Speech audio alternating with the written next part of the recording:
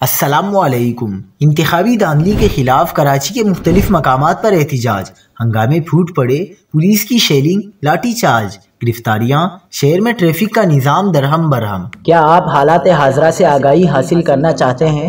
خبر کے پیچھے چھپے اصل حقائق جاننا چاہتے ہیں تو ابھی سبسکرائب کیجئے جلمل پاکستان کو اور ساتھ ہی گھنٹی کے نشان پر کلک کر دیں۔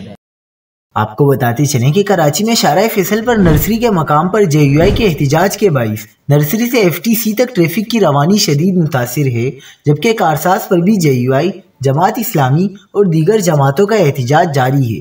پولیس نے مظاہرین کو منتشر کرنے کے لیے ان پر شیلنگ کی، جس دوران پولیس اور مظاہرین میں جھڑپیں بھی ہوئی ہیں۔